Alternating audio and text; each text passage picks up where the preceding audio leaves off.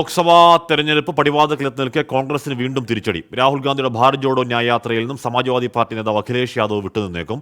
ഉത്തർപ്രദേശിലെ സീറ്റ് വിഭജനം എത്രയും വേഗം പൂർത്തിയാക്കണമെന്ന് അഖിലേഷ് ആവശ്യപ്പെട്ടു. രാഹുൽ ഗാന്ധിയും കേന്ദ്രമന്ത്രി സ്മൃതി ഇറാനിയും ഇന്ന് അമേഠിയിലുണ്ട്. ഭാരത് ജോഡോ ന്യായ യാത്ര അമേഠിയിലെത്തുമ്പോൾ പങ്കെടുക്കുമെന്നാണ് സമാജ്വാദി പാർട്ടി അധ്യക്ഷൻ അഖിലേഷ് യാദവ് നേരത്തെ അറിയിച്ചത്. എന്നാൽ യാത്രയിൽ നിന്ന് വിട്ടുനിൽക്കാനാണ് അഖിലേഷ് യാദവിന്റെ തീരുമാനം. ഉത്തർപ്രദേശിലെ സീറ്റ് വിഭജനം സംബന്ധിച്ച് ആദ്യം തീരുമാനമാകട്ടെ എന്നാണ് അഖിലേഷിന്റെ നിലപാട്. अभी बातचीत चल रही है, कई दौर में बातचीत हो चुकी है, कई सूचियां उधर से आई, सूची इधर से भी गई. जिस समय सीटों का बंटवारा हो जाएगा, समाजवादी पार्टी उनके न्याय यात्रा में शामिल हो जाएगी. 80-ൽ 15 സീറ്റുകൾ മാത്രമേ കോൺഗ്രസിന് നൽകാനാകൂ എന്ന് അഖിലേഷ് ആവർത്തിച്ചു. വൈകിട്ട് 4-ന് ബാബുഗഞ്ചിൽ നടക്കുന്ന മഹാസമ്മേളനത്തിൽ AICC അധ്യക്ഷൻ മല്ലികാർജുൻ ഖർഗെ പങ്കെടുക്കും.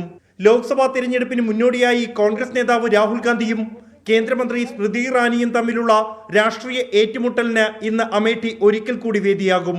2019-ൽ കോൺഗ്രസ് കോട്ടയായ അമേഠിയിൽ രാഹുൽ ഗാന്ധിയെ പരാജയപ്പെടുത്തിയ സ്മൃതി ഇറാനി തന്റെ തിരഞ്ഞെടുപ്പ് വാഗ്ദാനങ്ങൾ പാലിക്കപ്പെട്ടെന്ന് ജനങ്ങൾക്ക് മുന്നിൽ വിശദീകരിക്കാനുള്ള പ്രചരണ പരിപാടി ഇന്നു മുതൽ ആരംഭിക്കും. 24 ഡൽഹി.